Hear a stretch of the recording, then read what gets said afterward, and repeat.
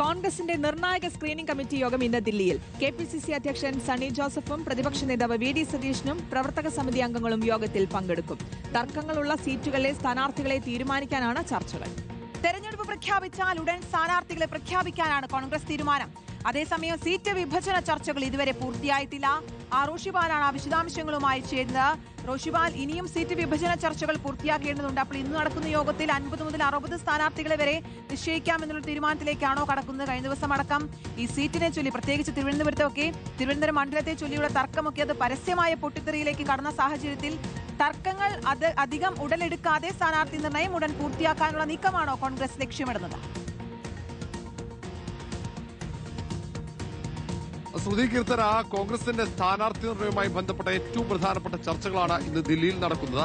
നിലവിൽ 60 സീറ്റുകൾ ഒറ്റപ്പേരിലേക്ക് കോൺഗ്രസ് നേതൃത്വം ചർച്ചകളിലൂടെ എത്തിച്ചു കഴിഞ്ഞു.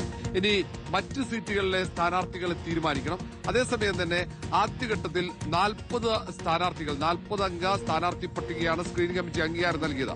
ഇനി തയ്യാറാക്കിയ 20 അംഗ സ്ഥാനാർത്ഥി പട്ടിക കൂടി അംഗീകാരം ഔദ്യോഗികമായി നൽകേണ്ടതുണ്ട്.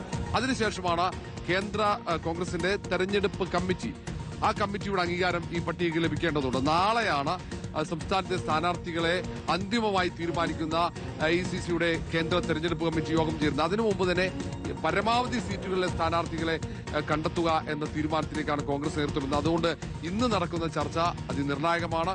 പല സീറ്റുകളിലും ഒന്നിൽ കൂടുതൽ പേരുകളുണ്ട്. അവിടെ ചില തർക്കങ്ങളുണ്ട്.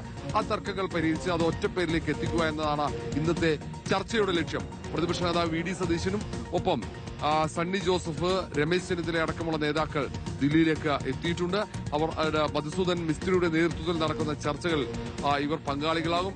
വിജയസാധ്യത മാത്രമായിരിക്കും സ്ഥാനാർത്ഥി നിർണയത്തിന് മാനദണ്ഡമെന്ന് കോൺഗ്രസ് നേതൃത്വം പറയുന്നു. പക്ഷേ സ്ഥാനാർത്ഥി പ്രഖ്യാപനം പെട്ടെന്നുണ്ടാകാൻ സാധ്യത വളരെ കുറവാണ്.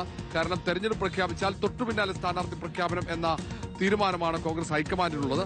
അതേസമയം LDFന്റെ സ്ഥാനാർത്ഥി ചിത്രം തെളിഞ്ഞ സാഹചര്യത്തിൽ പെട്ടെന്ന് തന്നെ പ്രഖ്യാപിക്കണമെന്ന നിർദ്ദേശവും ഉയരുന്നുണ്ട്. അതുകൊണ്ട് ഈ കാര്യത്തിലൊക്കെ ഒരു അന്തിമ തീരുമാനം ഇന്നും നാളെയുമായി ഉണ്ടാകുമെന്നാണ് അറിയാൻ കഴിയുന്നത്. കീർത്തന, ശ്രുതി. ശരി, റോഷിപാലാണ് വിശദാംശങ്ങൾ നൽകി.